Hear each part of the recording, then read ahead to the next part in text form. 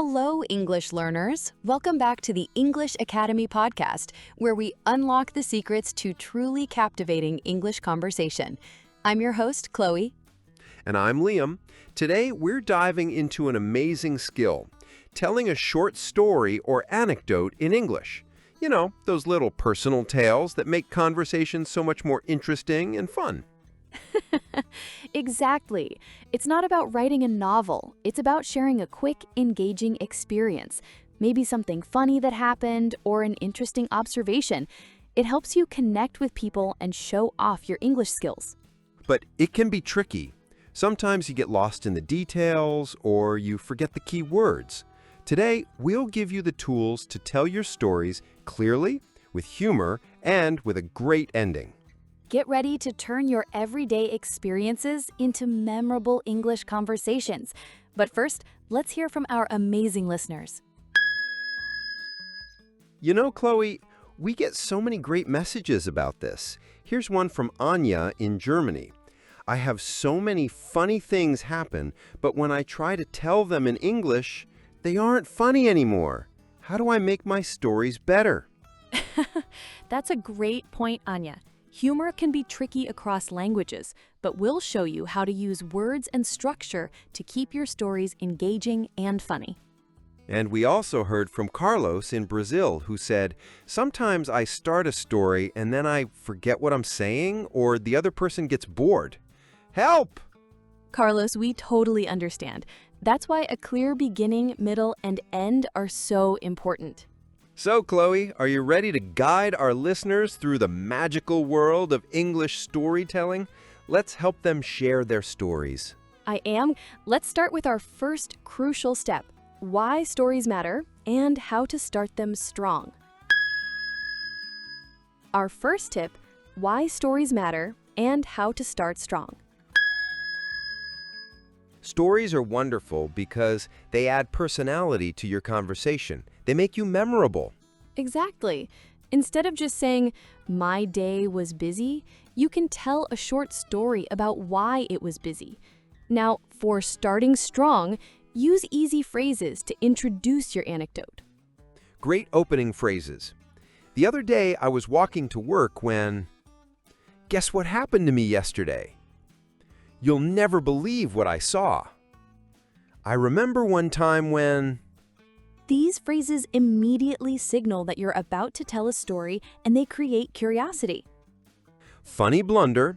Imagine starting a story by saying, okay, this is going to be a very long and boring story about my toothache. No, Liam, that's a guaranteed conversation killer. So listeners, use those engaging openers to grab attention from the start. Excellent. Once we've started strong, Chloe, what's our second step? Building the narrative, or the middle part of your story. Our second tip, building the narrative, the middle part of your story. This is where you connect the events clearly. Use transition words to guide your listener. Yes, useful transition words, then, after that, suddenly, meanwhile, next thing I knew. These words help the story flow smoothly from one event to the next. Also, remember to add key details. Who was there? What happened? Where it happened? And when? Exactly. But don't add too many details, just enough so the listener can follow along easily. Funny blunder. Imagine telling a story where you say, and then, 500 times. Or getting lost and saying, and then I don't remember what happened. Right. Keep it focused, use those transition words, and provide just the right amount of information to keep it moving forward. 2 great steps down. Now, Liam, for our third secret to engaging stories, adding flavor with descriptive language and emotion. Our third tip, add flavor with descriptive language and emotion.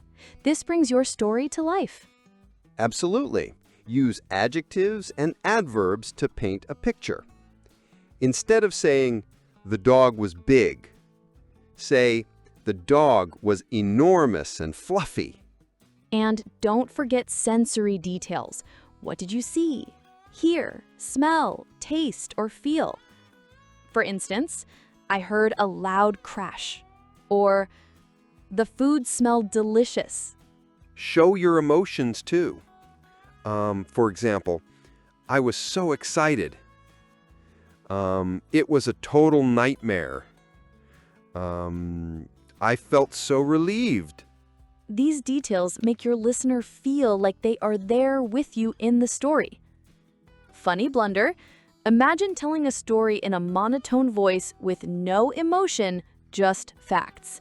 I went to the store, I bought milk, I came home. And then I had to go to my dentist.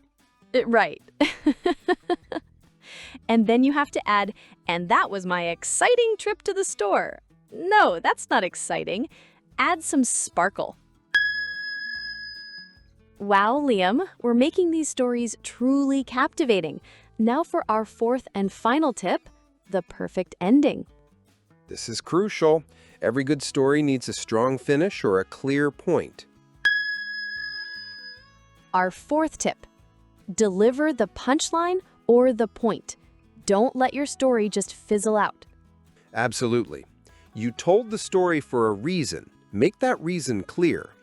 If it's funny, deliver the punchline. Like, and then I realized I had left my keys inside the locked car. So I had to call a locksmith. If it's a lesson, state the lesson. And that's how I learned the importance of always checking your pockets. You can use phrases to signal the end of your story. And that's how, long story short, in the end. So yeah, very casual way to wrap up. These phrases give the listener a clear signal that the story is finished. Funny blunder, you finish your story and then you just stare at the person and say nothing. That's an awkward ending. Or you finish the story and then you immediately start a new story without a pause. No time for them to react. Right. So, listeners, give your stories a clear, satisfying ending. Wow, Liam, what a fantastic dive into storytelling in English today.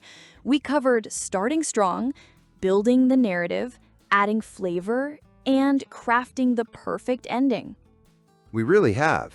These skills will make your English conversation so much more engaging, personal, and unforgettable. Absolutely.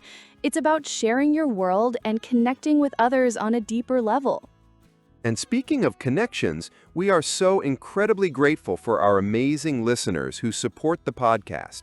If you enjoy what we do and want to help us keep creating these free, fun English lessons, you can support us on buymeacoffee.com/English Academy Podcast. It truly helps motivate us. Yes, your support makes a huge difference, and we love hearing from you. What kind of stories will you try telling in English? Or do you have a funny storytelling blunder to share? Let us know in the comments below. We love hearing your stories and seeing your progress. Before we wrap up, Chloe, what's one final piece of encouragement for our listeners who want to become great English storytellers? I would say start with a simple story, something short that happened to you recently. Practice telling it to yourself, then to a friend. Focus on getting the main points across. The more you tell, the better you'll get. Embrace your experiences. Excellent advice. And I'd add, listen to how native speakers tell short stories in conversation. You'll pick up so many natural rhythms and phrases. Couldn't have said it better myself. Thank you so much for joining us on this engaging and very practical episode of the English Academy podcast. We genuinely hope you feel more confident in sharing your stories in English. We'll be back next week with more essential English, more fun, and more laughs. Until then, keep practicing, keep exploring, and keep believing in yourselves. Bye, everyone. Stay curious. See you next time.